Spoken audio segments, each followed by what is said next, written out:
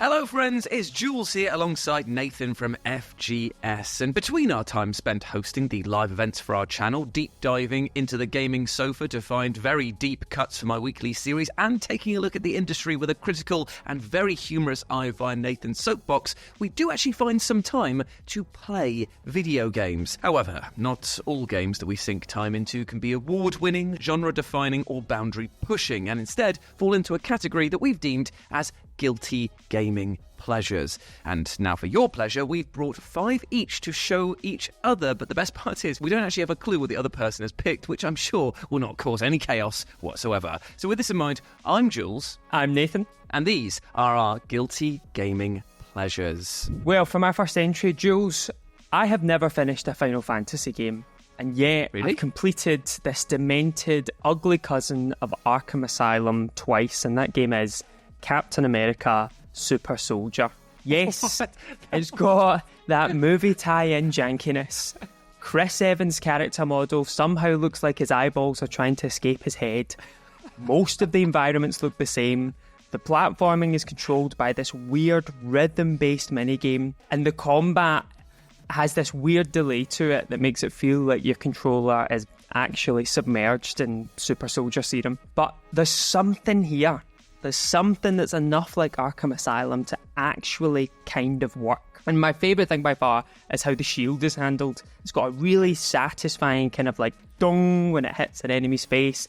You throw it at the wrong time and it ends up on the other side of the room, leaving you defenceless until you pick it back up. And I love stuff like that. I don't think enough games have combat where, like, if it goes wrong, you're kind of punished in a way where you, like, lose things and then you've got to try and work out a strategic way to, like, get your weapons back. If you block a gunshot at just the right time, the bullet is returned to sender, giving you an instant kill. Okay, that is cool. That is very cool. It's kind of like the Gears of War reload mechanic, you know, in that... No, wait. You're chucking a lot of very big franchise names there. You chucked in, obviously, Arkham Asylum, and I can imagine that Rocksteady is grinding its teeth, and they've just mentioned Gears of War. Gears of War as well. You also mentioned it in the same sentence as, there's a massive delay, and also there's a rhythm action to your jumping. I do not feel you're doing them dirty, man. I don't know what it is. It's like, this is one of those games, I think, that steals good mechanics from a whole host of other games, doesn't do any of them well enough, but the quality of those mechanics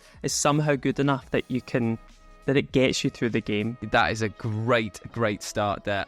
Moving into my first pick here, number 9. All of the Dynasty Warriors games. I'm just putting it out there that if there's one thing that people know about me other than my love of Warhammer, and much more on that later, my dudes, it is that I love Dynasty Warriors. I have owned every single mainline game. I've owned all of the spin-offs, all of the weird IP crossovers. I've even delved into the weird world of Dynasty Warriors M, the mobile game, which is broken as fuck. It's so bad. There's like glitches that appear every time you move, and trust me, in this game you move a fair bit. But you know what? I'm going to raise my hands real high enough in the air so that my comedically large trousers fall to my ankle, exposing my own dongzhuo, because some of these games are bloody terrible. Dynasty Warriors 9 Empires, for example, is a plate of hot garbage without the seasoning. Warriors All-Stars was the game I wanted to love but let me down enough to physically feel exhausted. And Dynasty Warriors 6 and its bloody rainbow system, well, I tell you what, my friends, I did not like that one bit. Sorry if you were expecting a bit more there, but so the f*** was I. Regardless of this, however, I still absolutely love the franchise, and I fully understand that I am buying the same game each and every time it comes out, but I cannot stop, I will not stop, and I cannot stop. Who will unite China if I don't button mash the same combo 5,000 times? Who? Nathan? He couldn't unite his trouser zipper, and that's why we're recording this as voice only. This is a perfect pick, I think, for a guilty pleasure, because I've never really been able to get into the Dynasty Warriors games, but I know some people who are like, I don't know what it is. It just works, it just clicks, and I'm just happy to play this same game over and over and over again. It's like, I feel like this is my version of like an EA football sim. Like, it's one of those. Because it's like, there's only so many times that you can take like Barnley FC to the top of the Premier League. I don't even know if you can do that. And it's like, oh, they reset the servers. Best do it all over again and pay them 70 quid for the privilege. Adaptations are a tough thing. especially for video games. And Jules, me and you, we were talking about the Home Improvement video game recently, the 90s sitcom that was somehow adapted into a SNES platformer. But there's a slight tinge of embarrassment when talking about adaptations, and one of the games that I think absolutely nails the concept being Rugrats: The Search for Reptar. Which was... I have played this game. Have you played it? It is a bagger. So good. It's a PS1 game that had no right being as good as it was. The game gives you the whole Rugrats house to explore and interact with in this kind of open world hub zone. You can go upstairs, downstairs, to the basement, out to the garden, and there's all sorts of stuff to interact with. Certain items launch missions that are loving recreations of famous episodes, or whole new adventures made entirely for the game. Each one of these is a fun, inventive little adventure that is a joy to play from start to finish. Some take you to space, others take you to the supermarket. One, which is one of my favourites and I've played multiple times, is simply a game of hide and seek with the Rugrats in your house. Yeah. But this is what I find mad, and I think shows the level of detail here that wasn't needed. But every time you play this mission, the Rugrats will change where they're hiding. They will swap positions and find, so you can play that level as many times as you like. And I think that's just an example that kind of quantifies this whole game, is like, it didn't need to be this good. So my sister was like really into Beyblade, and I loved Beyblade. I mean, who doesn't want to let it rip, my dudes? But I remember she got the PlayStation 1 game and she was so disappointed with it because it turned out to be more of like a Football Manager style sim. Oh, no. We had to like build your bay or blade / all blade, and you'd have to like manage it and do all these things, and then the battle would be like pre-scripted. You wouldn't actually do anything, and I was like, oh, I'm so sorry seeing you get burned so badly by this game. When they made Rugrats, they were like, here's what people are going to want to do. Yeah. Who is making a Beyblades game and is like, I tell you what the kids love, Football Manager. Number 7, we're talking about Warhammer 40k Regicide. Oh yeah. Oh look, it's a Warhammer game on a video with Jules. Pause for the crowd to pick up their jaws off the floor. Yes, I know it's a rather obvious thing to do at this point, but the Warhammer game that I actually hold a soft spot for this time around is actually one that the community shunned hard.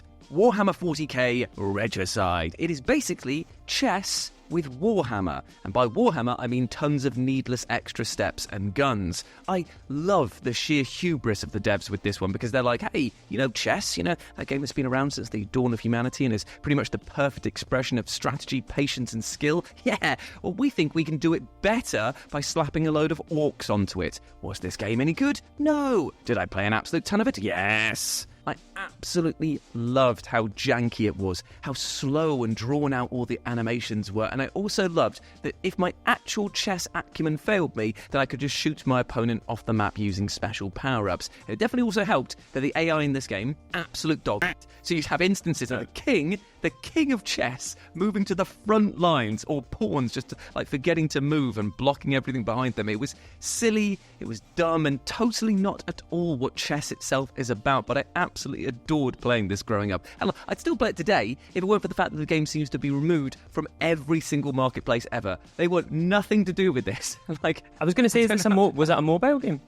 No, it was a fully fledged Steam PC game. Wow. You had to sit down and raw dog it on an actual personal computer. The madness is that in real life, you've got Warhammer 40k Monopoly, you've got Warhammer 40k Risk.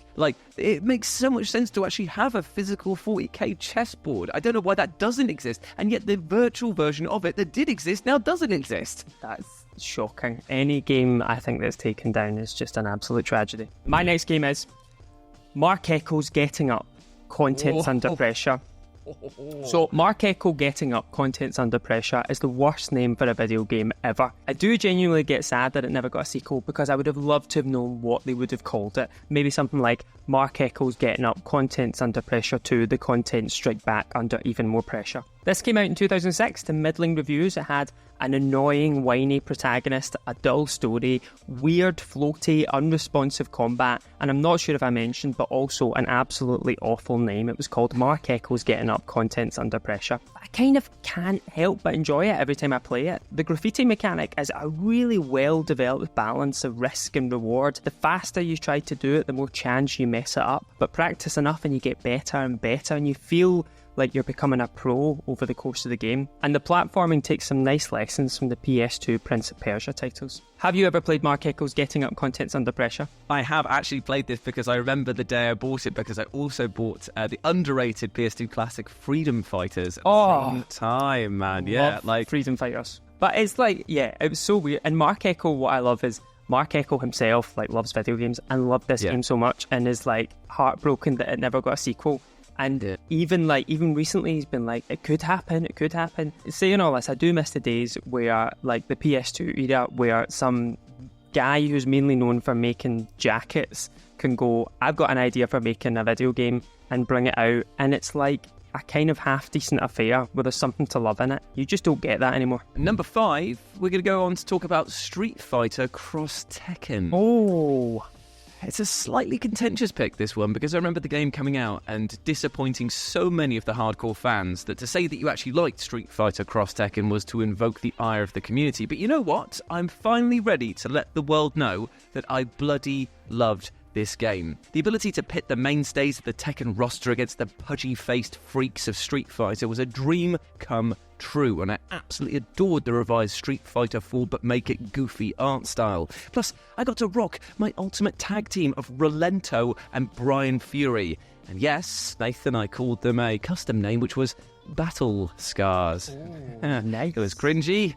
It was from the mind of a young idiot in his early 20s, and yes, I did listen to a lot of Funeral for a Friend back then, but for all the joy that I had with this game, my friends abjectly hated it. Did you play this game? I did not play this game, and I even had no idea that there was a Tekken character called Brian Fury. Oh my lord, he is my mainstay when I'm playing him. Fury is just the best. I'll tell you what. Because this is the thing, Nathan doesn't know then, so that means that I can give him the very intense and lengthy character backstory that is around him. Right, okay, you ready for this? Settle in. He is a cyborg and he is evil. I just love that name. I just love as well that clearly some Japanese developer has been like, this is a great name, and it's like, actually over here, that is probably the most hilariously boring name you could ever have for a cyborg character. So, my second to last game is Postal 2. What? Now, Postal 2 is an awful game. Mechanically, narratively, and spiritually. It's a crass, offensive pile of slop that was in poor taste when it released and has only matured like a fine, awful wine. But it has a button that lets you pee on command, and you can do this wherever you like. And somehow, this bypasses the rational part of my brain and tickles the demented 13-year-old lurking in there. I've told people who don't play video games and people who do about, there's this game, Postal 2, and you can just pee on things, and they're always creeped out by it, and I can't help, every time I do it, it just makes me laugh. Those weird, like, PS1, PS2 type character models panicking as I pee on them. Every time I saw clips of it, every time I saw people playing through of it, I was like, I'm getting pissed by proxy here and I'm not enjoying it. This is a piss party I don't want to be part of. Well, luckily, though, we can have a terrible segue from that.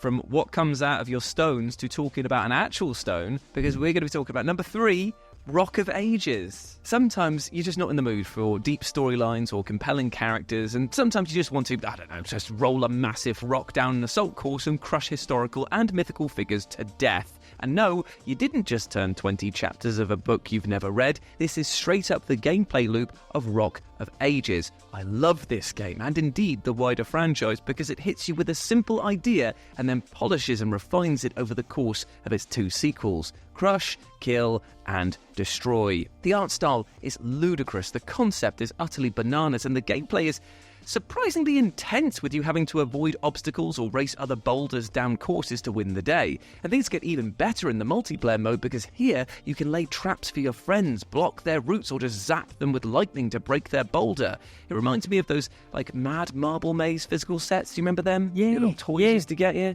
I have never heard of this. Honestly, man, it is such a laugh, because it's just like you just roll a boulder down this maze and you've just got to like crush and destroy stuff, avoid like little traps and spring things and gaps in the map, and at the end of it you smash into a gate, right? And you've got to smash the gate open, and behind it is usually a historical figure that's done in like a 2D Paper Mario style thing, and you just got to go over them, and it makes this adorable splat sound when you finally kill them. It just goes.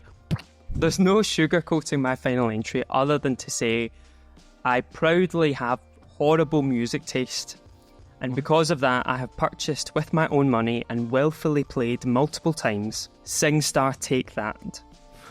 What? Everyone's least favourite boy band of the 90s returned in the noughties as a newly evolved man band, and at the height of their popularity, they released a solo SingStar compilation with such hits as Greatest Day, Shine, Rule the World, and Never Forget. And I was doing some research into it, and I've only just realised it was developed by Sony's London studio. I can only imagine that their recent shuttering was a delayed punishment for making and releasing this game, although arguably there would be no greater punishment than actually having to make the game itself. I love the fact that they probably, some Japanese executive probably went through there, or some Sony executive went through the warehouse and was just kind of like found a poster for that and was like, explain this. Like, who the f*** is Gary Barlow?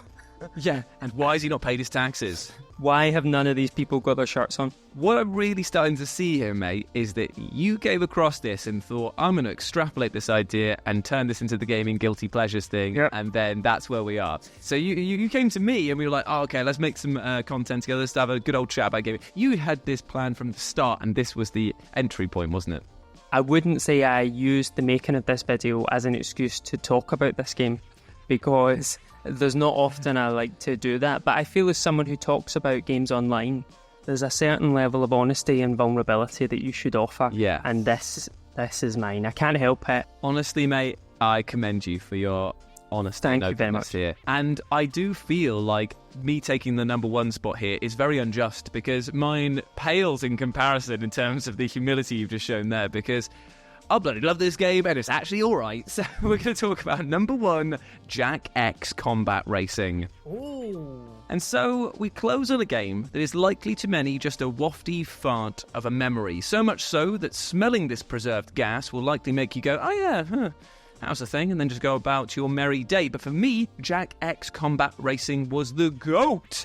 And that GOAT was now driving a goddamn car. The game, for the uninitiated, was basically if Mario Kart was shunted off the track by the Burnout franchise, as here you could slam, crash and outmaneuver your opponents on the path to victory. It also had a fully fledged story mode which followed on from the events of Jak 3, and it is the game where we finally get to see Jak's romance be cemented. In short, this game had it all. Well, except for an audience that actually liked it, that is. But you see, this game was quite slow, the cars were a bit too sluggish, and the gameplay was rather uninspired for a franchise that pushed so many boundaries. It was exactly what you'd expect from a kart racer in an era where such games were overdone, and as such, it just fell by the wayside. But for me, and I can't explain why, I just gravitated towards it. I love this game, but in no way is this game worthy of my time or praise. I loved when franchises could take a swing like this, you know, and you've got like Jak and Daxter, which was a platformer, and it's like, hey, what about like a kind of, you know, kart racer, vehicle combat, Burnout inspired game? And alright, sometimes when they're like this, they kind of hit and they miss or whatever, but you know, sometimes you got something out of them that like this becomes someone's guilty pleasure, and I miss those days. It is quite strange to think that this is the last time that we saw Jak and Daxter, though. Like, because this came out in 2005, and I'm pretty sure Jak 3 was before it, just before it. So it was kind of like, hey, here's the ending to our amazing epic trilogy, and then it's like, by the way, here's a kart racer. Well, there we go, my friends. Those were our guilty gaming pleasures. I hope that you enjoyed that, and let me know down below what would have been your pick, because who knows, we might be back with another episode of this, because I feel like we've only scratched the surface. Even during this conversation with you, I've started to realise that there are many more skeletons in the gaming closet, as it were. But that's been our chat about guilty gaming pleasures. Hope you enjoyed it, and if you want to follow us on the social medias, you can do so by going over to X and Instagram, where you can follow me at RetroJ, but the O is a 0, and you can follow Nathan over on Twitter. I am Nathan Byrne __, and on TikTok and Instagram I am World's Tightest Jeans. Don't ask, it's just don't ask. Indeed. But that's been it from us today. Hope you enjoyed it, and we'll speak to you soon. Bye.